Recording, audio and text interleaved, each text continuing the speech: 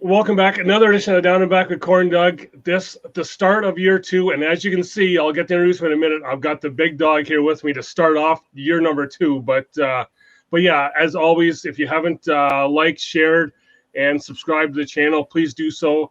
And as well, hit the Facebook page, hit the shop now, and you can get yourself one of these here cool Down and Back T-shirts that are now available. That I've actually been able to get one and actually wear. So.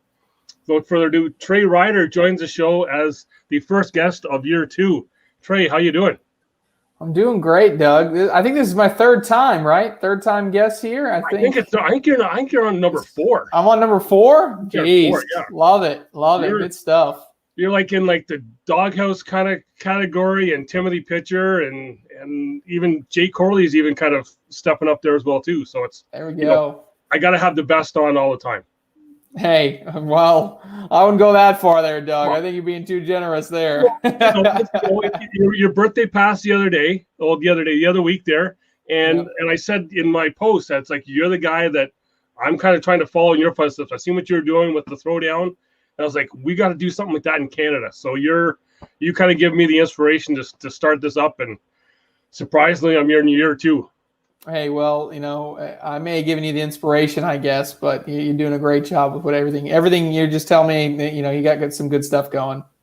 Yeah, we got. I followed your footsteps in the show, and now I'm gonna be the commentator for the the ACL Canada. I think we're gonna be called up here, but so I think it should be fun. So my next step is to take that seat beside you when Canada finally can come down to the World Finals, because without us, I've said it's just the finals. There you go. So speaking of the finals, the World Finals, that was an incredible week. I sat back and I got to do shows each night kind of recapping, and I was like, there's just so much to talk about. That first night just set it off with the women's. It was just incredible. Yeah, I mean, incredibles. It's just there's no other really word for it. I mean, what a week. It was so much preparation, so much, leading up to it. Just wanted to make sure to put on a safe event, put on a great event, put on an event that people wanted to watch, that, people wanted to feel like they were there watching the action. And, I thought, every decision that we made and every format was designed with a purpose. I thought, like you said, that first night with women's singles, I thought, that's how we wanted to kick off the week. We heard from a lot of people last season that women's singles didn't give enough love. And so we just said, hey, then fine, let's kick off the week. Let's make it the kickoff event. And it blew us out of the water. And from there, we had Jorge Masvidal there.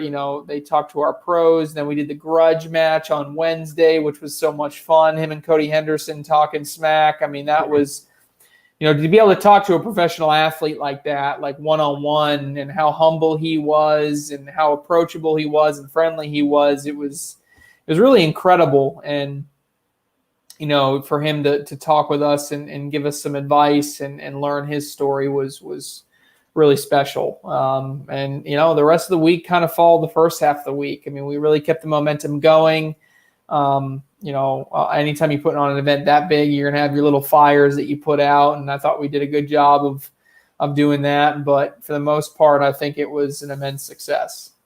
Like I said, just watching it looked, as I know how things go, it looks smooth from the outside, but on the inside, it's just chaos. It's just as long as we can make that look good, as long as people know the stuff that doesn't go wrong, we're all good.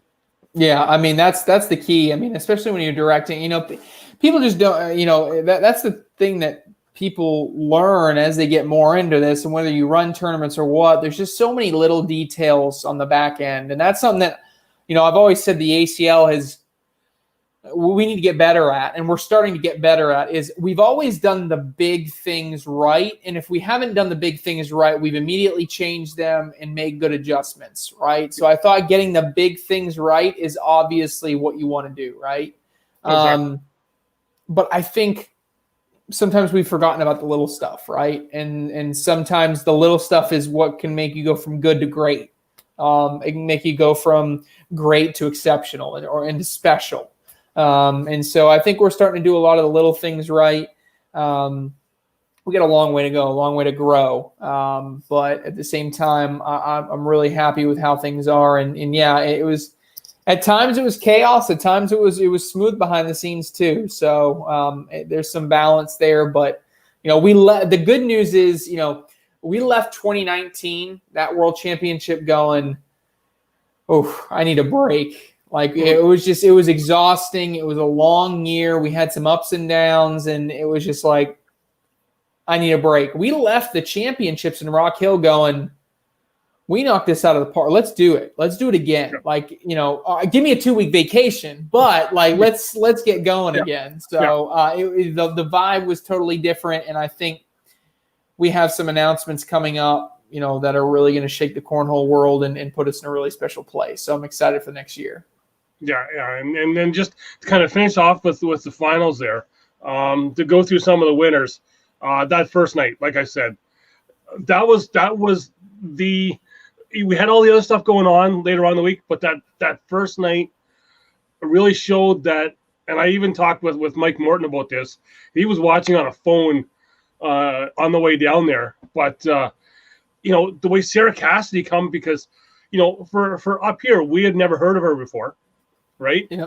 And all of a sudden it's like she's taking down like all these names, and Maya Cup is close because she's Michigan, so we've heard of her. Some of our guys have played against her, but yeah, Sarah just coming out, and the way she won games, and for being the first time on national TV like that, the composure she had was just unreal.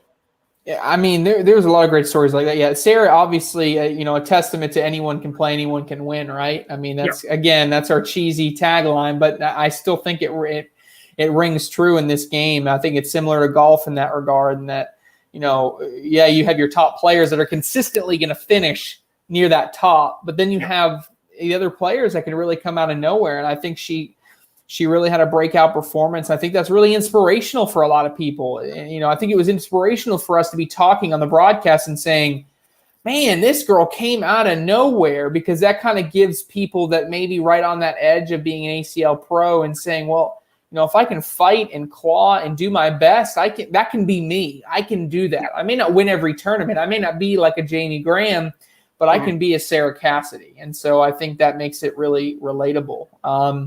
Obviously you had Maya Cup winning Women of the Year, Jamie Graham having a dominating week, taking home over $20,000. I mean, that's incredible in itself.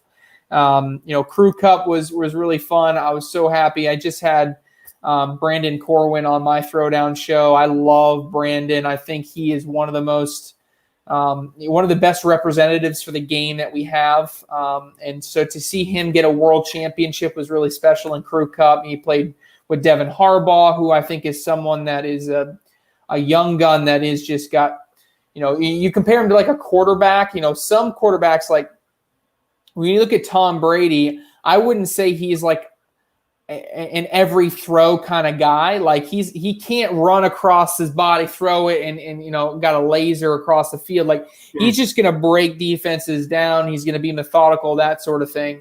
Whereas you get a guy like Patrick Mahomes, he can, he's got every different quality that you want in a quarterback. And if he can put it all together, he's deadly. I think Devin Harbaugh is a similar player like that. No matter what shot you need, he can hit it. And so, he's fun to watch. And they played alongside Ryan and Izidro, who I don't really need to talk much about. I mean, everybody knows them. Some other guy named Ryan on their team. He's just a player. So getting that win, was something that went under the radar for the whole week. Damon Dennis wins his 4th straight senior singles title. Philip Hayden and Damon Dennis win their 4th straight senior singles title. I mean, that's just senior doubles title. Sorry.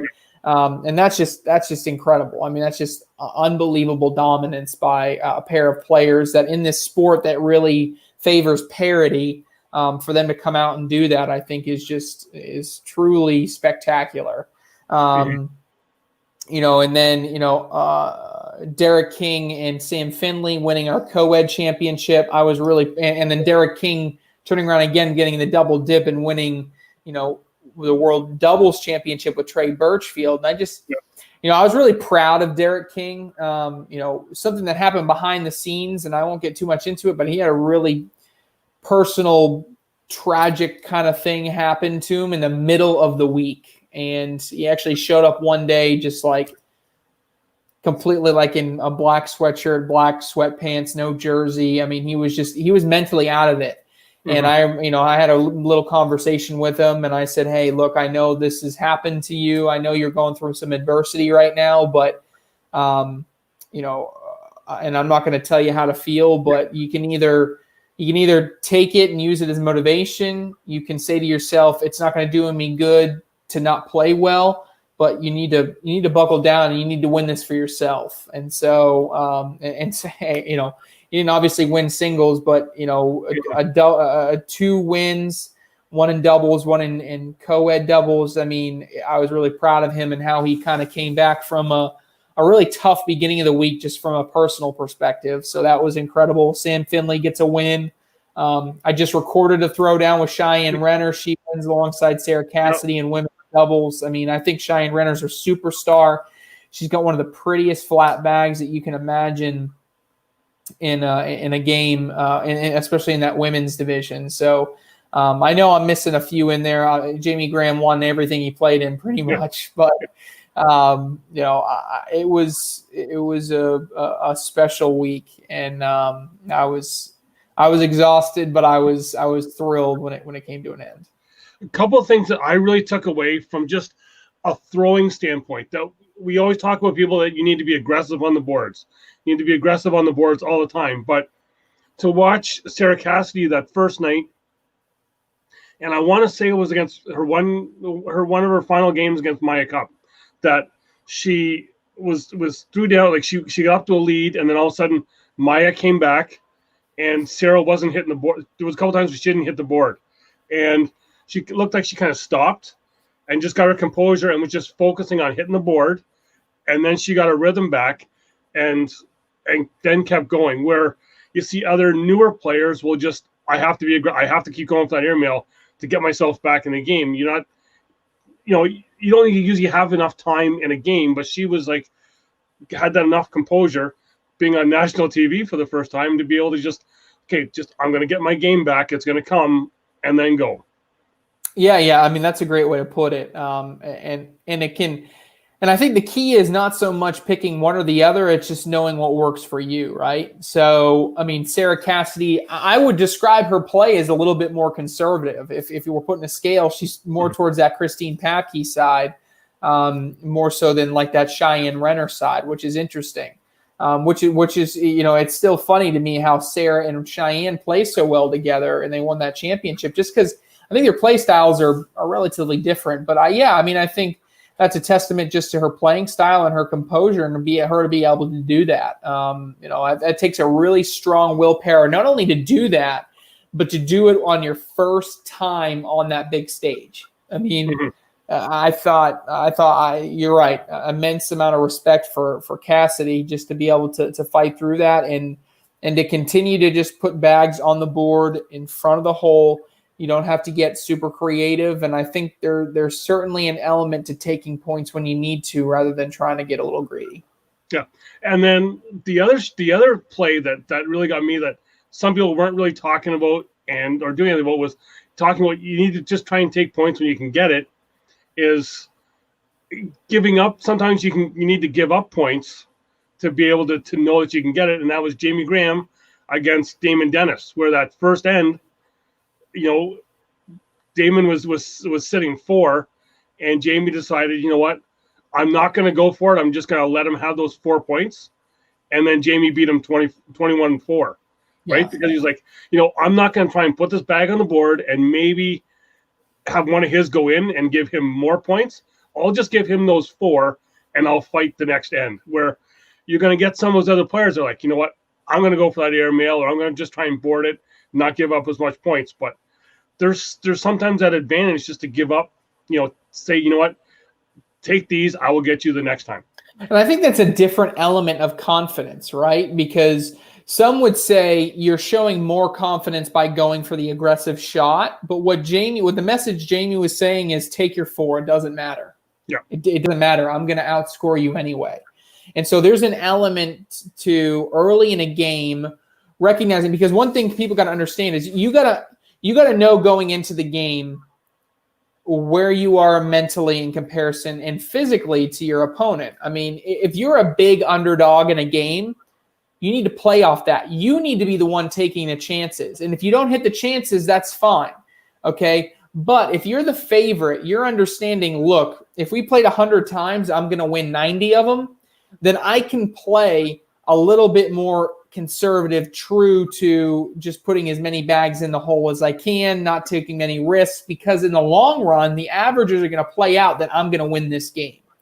So that's kind of what Jamie felt at the time is, look, I'm the number 1 player in the world. I'm feeling hot, and it don't matter. I'm going to come back and win this game, and sure enough, he did. So, I think that's one thing that people forget about sometimes, is that you can show confidence by being conservative because you're telling yourself, I'm going to end up scoring the next round anyway, or the round after, or what have you. There's some people that may call that a bit cocky in the thing, but for me, that's that chess move in the game where it's that whole give and take. So I'm like, you know what? I thought that was just a great move because it then paid off, right? It's, I can get you, but it's not that cocky move. Sometimes if you're playing backyard, people call it that cocky move, but when you're up there playing that big stage, it's that smart move to win the game. Yeah, especially when you're talking about an internal battle. I wouldn't let cockiness get in your way of, I don't think you can play. Well, I shouldn't say that.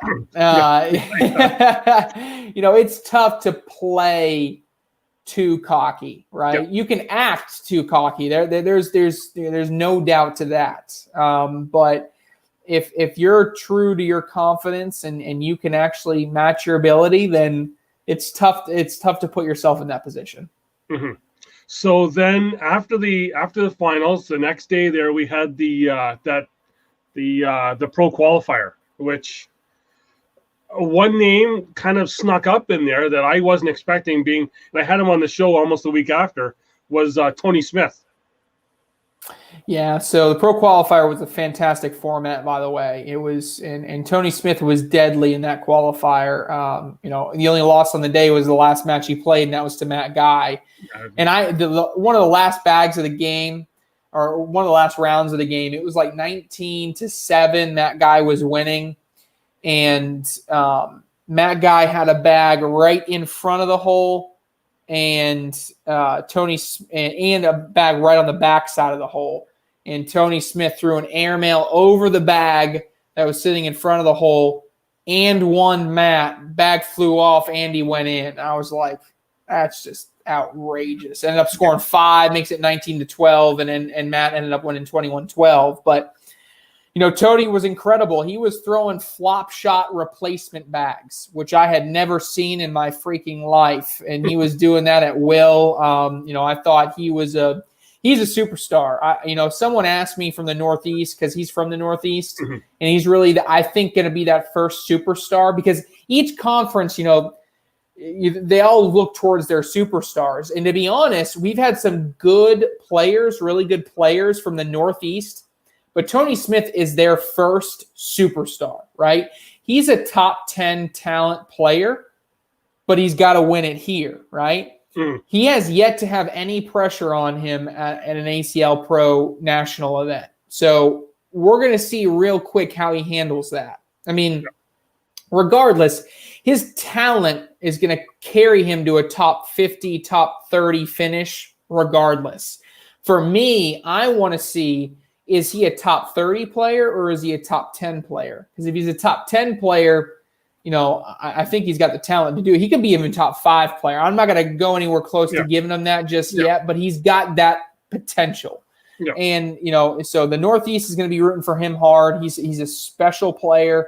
And it's really cool. That was one of those conferences. I was just waiting for a superstar because they all got them. So you got your Northeast, your Mid-East has got a few out of Cleveland. You got Cody, Adam, Jay, Sean, Trey Birchfield, a bunch out of there. Virginia's, loaded. Yeah. The Atlantic Conference is loaded. Carolina's got Jamie Graham. Florida's got a bunch. Noah Wooten, Matt Sorrells, Kyle Dalton. Mid-South has got, Matt Guy, but you got Phillip and Damon, and Jimmy, Greg, all them. I'm trying to think.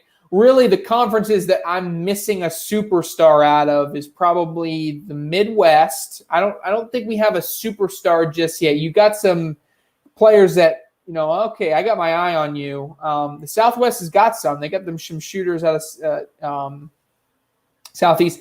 I think Tyler and Brevin I'm putting them in the category of superstars for the West, so I think we're good there. So the Midwest, I'm looking for a couple superstars, and then some of those Northwestern conferences like the Mountain South, Mountain North, the Mid-North, and even the Northwest. But, yeah, so like I said, the Northeast finally got kind of their superstar, which was great to see because they just haven't had it yet. And so I'm really excited to see Tony this year.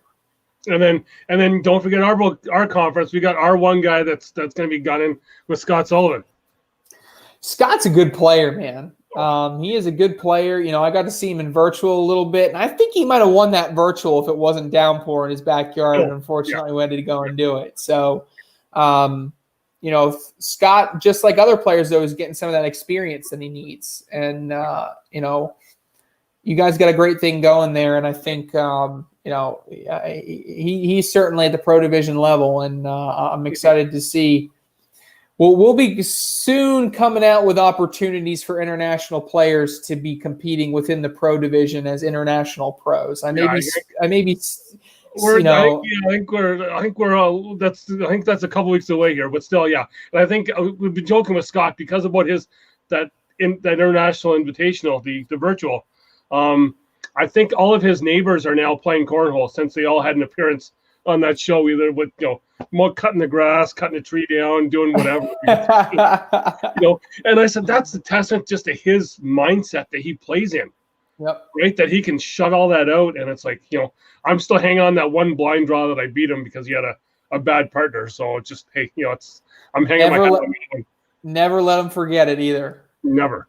But the one other thing for a guy at the finals, and I talked to Mike Morton about this, and he kind of did mention it, was the way Matthew played at that finals. That he, Mike thought that maybe the pressure of having that target got to Matt, and that it was a learning experience for him. And I'm thinking, as Mike is saying that, I'm like, the kid's 16, 17. Like, if he's getting that learning experience now, how deadly is he going to be once all that experience comes in? Every elite player, every single one, there's not a single one that you can name me in most major sports that doesn't have a sophomore slump or some type of valley after they've hit a peak. Now, what makes a player great is when they come back up off that peak, right? And off that valley and have another peak. And that's what makes them great. I mean, you look at some of the best athletes ever, and they had great success at the beginning of their career. They fell off a little bit. They had to fight through some type of adversity and make their way back. And right now, Matt's coming off of that high, and he was kind of in that valley because now everybody's going to give him their best game. Yeah. And for him, it's going to be about recognizing that I'm going to get everybody's best every single time because they're gunning for me. They consider me the best, and they want to beat the best. Yeah. And so for him, he'll get there. He will. I know. As long as he stays mentally focused, that's just the nature of the beast and what it takes to be a superstar, right? And we see it so often. We saw it with Jamie. I mean, Jamie was a top player in the ACL just, 2 years ago. And then last year was kind of nowhere to be found and had to fight and work at it and come back. And now you see what he's doing. It very well could be that we see a Jamie Graham type performance from Matt Morton this coming year.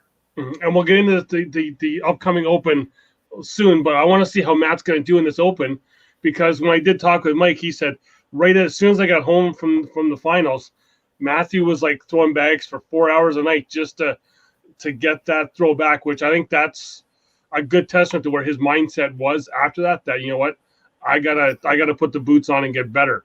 And so I think that's what I think is going to be. He's going to be the force, I think, for this upcoming season. That's the mentality of a champion. Yeah. So speaking of champions, we have a new.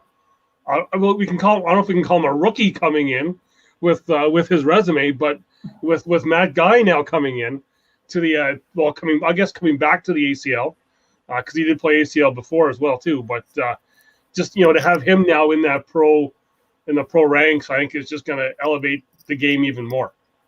Yeah, I mean, the talent level is going to be through the roof this year. I mean, it really is. You're going to have the best players in the world and competing. It's truly unbelievable how stacked that pro division is going to be this year. Matt Guy, obviously a fantastic addition. He's excited. He's going to be playing with Jamie Graham. That announcement was certainly a shock to the cornhole world. I thought it was going to be Matt and Brett. And I'm just hearing that, I was like, okay then. Yeah. So, I think Matt is so good that he doesn't have to be mentally focused to win sometimes. And I think the past couple seasons, he's kind of been going through the motions. And I'm seeing something different in Matt. I'm seeing just a fire behind his eye. I mean, he wants to win, and he wants to win now. I mean, I think a lot of people have been chirping at him coming into this pro division, and I think he's ready to say, "You are all still the boys. Yeah. I'm the man of the house still." So I'm really excited to watch Matt play this season because I think it's in singles he's going to be incredibly difficult to beat. In doubles, I think obviously you're saying to yourself, this is the dream team. This is like. Yep. This is the men's basketball team here, playing against the rest of the world. But at the same time, for the first time, you have two alphas on the team. Bernie Neighbors, who works the ACL with me, he's been saying this for a while now. He's just so interested to see because Matt has always been the alpha in that partnership with his son, Brett, always been the mentor, always been that. Jamie, for the longest time, has always been that as well, especially this past year with Frank Modlin. Even with Trevor. Trevor was more the vocal one, but Jamie was the leader. Jamie was the one keeping everybody in check and leading by example and that kind of thing. And so for the first time, you have two of those on the same team. So you just wonder how that dynamic and how that chemistry is going to play. And when someone starts having a bad game, does the other one pick them up, or does it compound on itself? And do we have a bad performance? So I don't think so, but that's why we play. That's why we watch it. So I think, having Matt and Brett and Eric Davis, I think are a great addition to the pro division. Yeah. And even with that, once that announcement came out that it was going to be Matt and Jamie, everyone kind of give them the crown of they're going to take it all. But then I started to see some messages go out there from some of the other guys going like, hey, they haven't played a game yet. they're going to still have to play us. And some of them are some of the big guys too. So I think that's what's going to make it even better. I think that just because it's, people have already told them they're going to be winning it. And the other people are like, hold on a second here. Let's play that game first. Yeah, I mean, it's turning into other sports, right? I mean, when you see a dream team in basketball, the first initial reaction from everybody is this isn't fair. They're going to go undefeated. They win, blah, blah, blah. And then what happens? Yeah. Sometimes they win and sometimes they don't, And so I really think they will lose a game this year. I mean, they're not maybe they do, but I think they're not going to win everything they play in. They may not like me saying that, but it's tough to do at that level. I think the question is just going to be how much are they going to win and how much are they going to lose. So I'm excited. I am pumped up. I can't wait to call their games, and it gives me a lot to talk about for sure.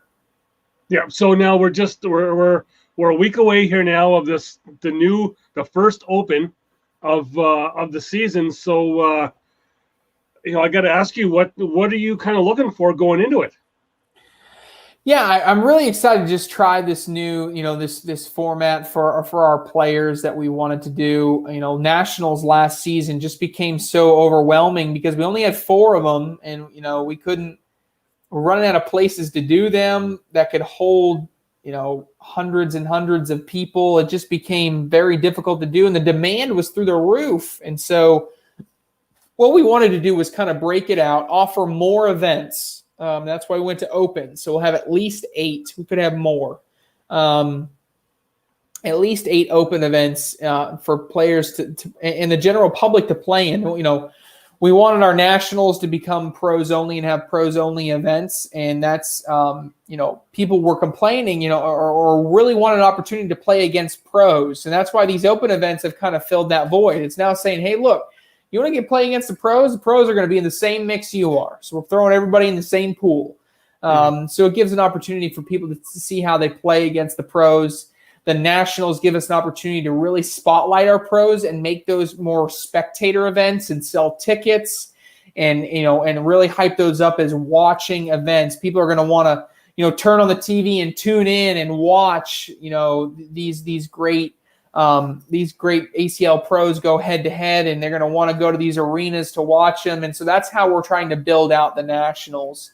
And the opens are really an opportunity for people to try and dip their toes into the ACL on a national level, and also give opportunities for players to qualify to become ACL pros. So, and the format is, we love that ACL rounders, that progressive round robin. That's what was our ACL Pro qualifier in Rock Hill. We thought that went incredibly well. We're very pleased with it. And the feedback that we got was that it was really, really fun. And it was a good opportunity to really separate the best of the best from the other tiers. And so we'll start off all of our opens with rounders, and that will then divide people into pools. Or divide people into tiers. We're calling them levels: level 1, level 2, level 3, level 4. And so all the level 1 people will play in singles against one another, and then in doubles against one another.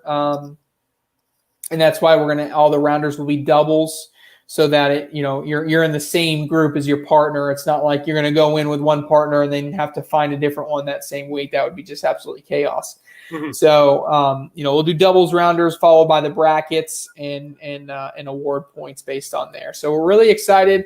It is the first event where, again, anytime you do something brand new format, anything like that, there's going to be hiccups, but we're going to be ready for them. And we're going to be prepared, and we're going to, I'm hoping it comes back and the feedback is fantastic. So then we can immediately start releasing all of the other, locations and such, because we got a lot lined up, but if we're also kind of hesitant to finally release all the information, just because we kind of want to get a gauge on, is this the format that we want to stick with? Because we want to make sure it works out for everybody. Yeah. So will there be a place for people to watch then online, or is it just going to be ESPN? So the are we opens, going to be on ESPN? No, opens are not going to have any ESPN coverage unless they're accompanied by a ACL Pro shootout. Okay. And so the Pro shootouts are essentially like ACL Pro qualifiers from this past season, qualifying for the Pro Invitational. Because it's no longer an invitational, we're changing the language to a shootout event. So both our doubles shootout, which used to be the Pro Invitational, Man of the Year, and Woman of the Year, all of those will have their own separate championship event at the end of the season. And all of the shootout events throughout the year, all of those winners will go to that championship event. So we got more details coming on that soon. But some opens may have ESPN3 coverage depending on the availability and the budget from conference to conference. And they may also have some digital network coverage. And so this first one won't, but that certainly could change from event to event. And I'm guessing with the way most people are now, everyone will be all Facebook Live, all their stuff anyway. So you just have to, this person's now, this person's now. I'll be again just sitting in front of the laptop, just watching. Yeah, exactly. It'll be a lot of that. But it's it's for me, that's the way I get to see the new players play. They get to see some new names, and it's fun because I like finding those new people, then being able to talk to them, kind of get their feel of what they think of the game, because it's just as I've always said, this is just one big community, right? Yeah, absolutely. So I want to thank you for coming on here again today, for the time, and starting off year 2 with a bang, because it's it's for me, you're the big fish to bring in. So I want to thank you for that. Yeah, and thank you so much, Doug. You built something really special here, and what you guys are doing up north of the border is just awesome, spectacular. You guys keep it up, keep doing what you're doing, and I see nothing but a bright future for all of you in the sport and really the industry itself. So keep it going. Oh, we've had a couple new leagues kind of start up with their first couple tournaments, and they're getting like 60 people showing up for a first charity tournament, and it's like, okay, we could be getting the foothold here, but yeah, hopefully we'll see you coming up here soon to do some cornhole, maybe. I want to. It's on my list. I don't even know if I can right now, but at some point, I really do. It's on my bucket list to get up there. I want to get up there. There's a few other places and a few other regions I want to see for sure, and then certainly some other countries I want to see as well. But you guys are on my list, I promise. No, I'm just hoping everything opens up so I can go down and see you at some point next year in Rock Hill, or maybe even one of the other nationals that kind of, if they come back to the close enough for us to get to them. Absolutely. Yeah, so thank you for that. And for everyone else, just remember to like, share, and subscribe to the channel. Check out the shop now. Get one of these t-shirts. Help out the show. And just keep having fun, throwing bags, and check out another week. We'll try and find someone online who's going to be throwing them or showing themselves throwing at the first open, because I think it's going to be just the start of things to come. I think it's going to be a bigger year than what we had last year. So totally agree. Again, till next week, see you later, and just throw bags and have fun.